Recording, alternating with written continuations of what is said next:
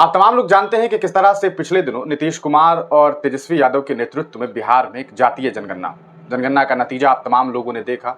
आपको इस बारे में मालूम चल सका कि किसके हालात कैसे हैं, कौन कितना है और कितना पानी में है। ये तमाम चीज़ें आप तमाम लोगों ने जानी। उसके बाद आप तमाम लोग जानते हैं कि जातीय जनगणना को लेकर के ये भी चर्चाएं शुरू हो गई कि ये जनगणना असल में सिर्फ बिहार में ही नहीं बल्कि पूरे देश में होना चाहिए। विपक्षी दल खास करके INDI महागठबंधन ने इस बारे में ठानी कि हम अगर सरकार में आते हैं तो पूरे मुल्क में जातीय जनगणना करवाएंगे। आपको बताते चले कि जब बिहार में जातीय जनगणना हुआ उसके बाद एक बड़ा फैसला बिहार के कैबिनेट ने लिया।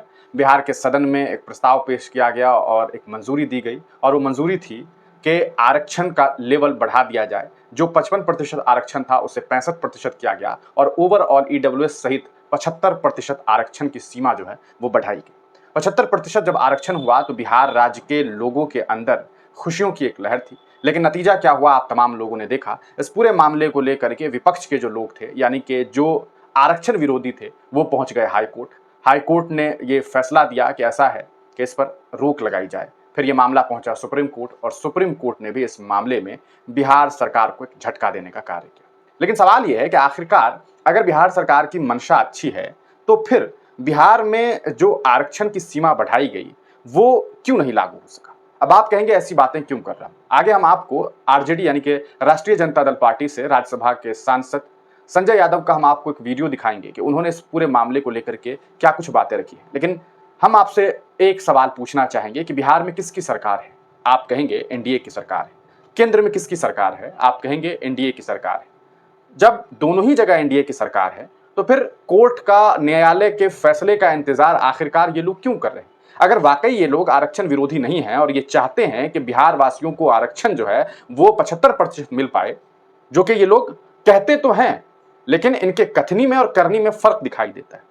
सवाल यह है कि जब केंद्र में भी ये हैं, राज्य में भी सरकार इनकी है, तो फिर आरक्षण की सीमा जो बढ़ाई गई उसे 9वीं अनुसूची में क्यों नहीं शामिल की जा रही है। ये सबसे बड़ा सवाल है। अगर 9वीं अनुसूची में शामिल कर दिया जाए, अरे कोर्ट में आप गए हैं, आप कोर्ट से मामला को विड्रॉ कर लीजिए, आप एक स्पेशल सत्र रखिए, आप एक स्पेशल कहा जा सकता है मीटिंग रखिए और उसके जरिए जो है आप सदन के अंदर ये पास करवा लीजिए, मंजूरी करवा लीजिए कि हम जो है आरक्षण की सीमा बढ़ा रहे हैं और आरक्षण की सीमा हमारी जो है वो 65% प्लस 10% EWS 75% रहेगी। और उसको लेकर के आप एक स्पेशल जो है वो मीटिंग करिए और उस मीटिंग के जरिए प्रधानमंत्री नरेंद्र मोदी के साथ, जैसे पूर्व में आप जानते हैं कि किस तरह से तेजस्वी यादव, नीतीश कुमार ने बाजाबता इस पूरे मामले को लेकर के प्रधानमंत्री जी को जो है तमाम सूचनाएं दी थी, एक मीटिंग हुआ था बिहार को लेकर के। उसी तरह जातीय जनगणना के वक्त में उसी तरह एक मीटिंग करिए प्रधानमंत्री जी के साथ और उनसे कहिए कि सर ऐसा है कि आप तो केंद्र में है, आपकी सरकार है, दोनों जगह आप है, फिर क्या दिक्कत है, आप इसे 9वीं अनुसूची में डाल दीजिए, कोई कोर्ट का मामला ही नहीं रह जाएगा।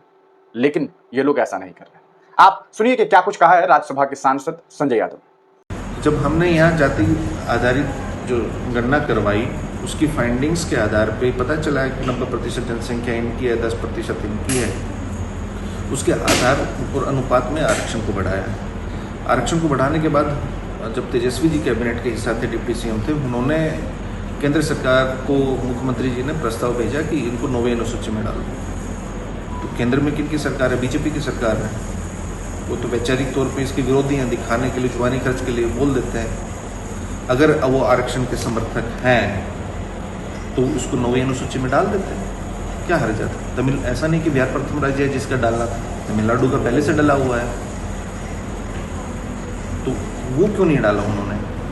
फिर कोर्ट में चले गए, कोर्ट उनके अटॉर्नी जनरल भी चले गए। हाँ चले गए, राष्ट्रीय जनता दल भी गई है। चूँकि मामला सब जुडिस हो गया तो राष्ट्रीय जनता दल भी कोर्ट में गई है और कोर्ट से नहीं होगा। हम कहते हैं कोर्ट के चक्कर में आप क्यों उतर रहे हैं? आपके बलबूते पे, जदयू के बलबूते, वो जो आरक्षण की बात कर रहे हैं LJP-R और हम पार्टी, उनके बलबूते पे सरकार चल रही है। आप उनको कहिए कि हम कोर्ट से केस को विड्रॉ करते हैं, एक विधानसभा का विशेष सत्र बुलाते हैं, उसमें से दोबारा इसको सर्वसम्मति से पास करते हैं और प्रधानमंत्री से आप बात कीजिए। सर्वदलीय बैठक जब तेजस्वी जी के पहल पे ही जाति की जनगणना के लिए दिल्ली गया था अगस्त 2021 में सर्वदलीय, हाँ, तो बोले कि सर्वदलीय जो एक कमेटी है वहाँ चलेगी प्रधानमंत्री जी से, उनको टू द पॉइंट बात कहते हैं, आर पार करते हैं कि देखिए हम यहाँ से बिहार विधानसभा से पास कर रहे हैं, इसको आपको 9वीं अनुसूची में डालना है, आप डालिए। नहीं डालेंगे तो पता चल जाएगा कि कौन आरक्षण के समर्थक है और कौन नहीं है।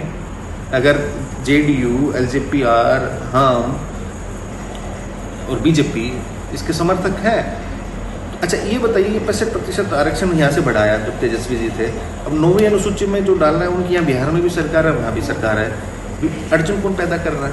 भाजपा कर रही है। भाजपा कर रही है, तो फिर वो कैसे कह सकते हैं हम उसके समर्थक अपने हैं? मुख्य पत्र में भी कहा है। हम वही कह रहे हैं ना, वो शुरू से उसके विरोध में रहे हैं। जब मंडल कमीशन लागू हुआ तो अडवाणी उसके जी खिलाफ कमंडल लेके कौन निकला था? कमंडल में जो लड़का जला अडवाणी जी मिलने भी गए थे। हाँ, गोस्वामी। और उस कमंडल के रथ के सारथी कौन थे जो आज प्रधानमंत्री हैं? तो क्या आप पिछड़ों को, अति पिछड़ों को, दलितों को इतना बेवकूफ़ समझते हैं कि वो नहीं जानते? अच्छा, इतने ही आप आरक्षण के प्रबंधक, हम कल सुन रहे थे आदरणीय प्रधानमंत्री जी का हरियाणा में भाषण कि मेरे रहते आरक्षण का। मध्य प्रदेश में आपकी सरकार है, ओबीसी को कितना आरक्षण है? वहाँ 14% मिलता है, उनको तो 27 भी नहीं मिलता। और अन्य राज्यों में आपकी सरकार है, कितना मिलता है आरक्षण? हरियाणा में आपकी सरकार ने, इसी बीजेपी सरकार ने क्रीमी लेयर की सीमा ओबीसी के लिए 8 लाख होती है सालाना, उन्होंने घटा के 6 लाख कर दी थी। अब चुनाव आया है, ओबीसी संगठन जागरूक हुए तो उन्होंने फिर किया है। तो वही कह रहे हैं, इनका हर बात पे दोहरी रवैया होता है, दोहरा चरित्र रखता है। तो आजकल सूचना को आप बांध नहीं सकते कहीं तक, सब लोग जागरूक है, सब जानते हैं। आपको डालना है, आपको करना है, तो आप ही अटकाए हुए हैं। हम तो मांग उठा रहे हैं और हम कह रहे हैं आपको, हमारी पार्टी इनको इतना मजबूर करेगी कि इनको 9वीं अनुसूची में भी डालना पड़ेगा, देश भर में जातिगत जनगणना भी करानी पड़ेगी। तो आपने देखा कि किस तरह से सीधे तौर पर संजय यादव ने ये बात कही है।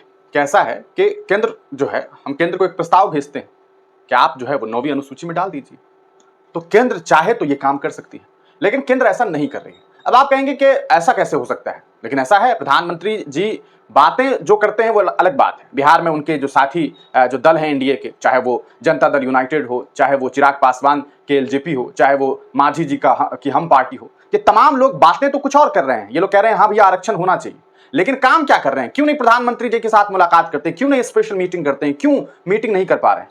क्यों सर्वदलीय बैठक करके इस पर फैसला नहीं ले पा रहे हैं कि ऐसा साहब के हमें न्यायालय की जरूरत नहीं है इस पूरे मामले पर, हम तो खुद से ये फैसला ले सकते हैं, हमारे पास अपना सदन है, हमारा अपना स्पेशल सत्र हो सकता है, उसके जरिए हम पास करेंगे और पास करके हम 9वीं अनुसूची में डाल देंगे। लेकिन नहीं। अब आपने सुना है किस तरह से संजय यादव ने बताया कि अगर वाकई ये लोग आरक्षण प्रेमी होते तो मध्य प्रदेश में तो इनकी सरकार, वहां ओबीसी को महज 14% आरक्षण ये लोग दे रहे हैं, 27% भी नहीं दे पा रहे। इसके अलावा आपको उन्होंने एक एग्जांपल दिया हरियाणा का, कि हरियाणा में किस तरह से पिछले दिनों जब आरक्षण की सीमा की बात हुई तो क्रीमी लेयर वालों को इन्होंने क्या किया, इन्होंने 6 लाख कर दिया 8 लाख की जगह। लेकिन चूंकि चुनाव का वक्त आ गया है तो दबाव में फिर इन लोगों ने सीमा बढ़ाई 8 लाख कर दी। तो ये जो राजनीति ये लोग कर रहे हैं आरक्षण के ऊपर, अगर ये लोग वाकई बिहार की भलाई चाहते हैं, अगर ये लोग वाकई समाज की भलाई चाहते हैं, अगर वाकई ये लोग ओबीसी समाज, दलित समाज, वंचित समाज की भलाई चाहते हैं, तो फिर क्यों नहीं 9वीं अनुसूची में डाल रहे हैं? ये एक बड़ा सवाल है। आप तमाम लोग इस पूरे मामला को किस तरह से देखते हैं? आपको इसके पीछे की क्या वजह लगती है कि आपको लगता है कि प्रधानमंत्री नरेंद्र मोदी और उनकी सरकार की जो नीति है, उनकी जो कहा जा सकता है उनकी जो कथनी है और जो करनी है, उसमें एक बड़ा फर्क है? अपनी राय कमेंट सेक्शन में जरूर दीजिएगा, इस वीडियो को जरूर शेयर कर दीजिएगा। आप तमाम लोगों का वीडियो देखने के लिए बहुत बहुत शुक्रिया।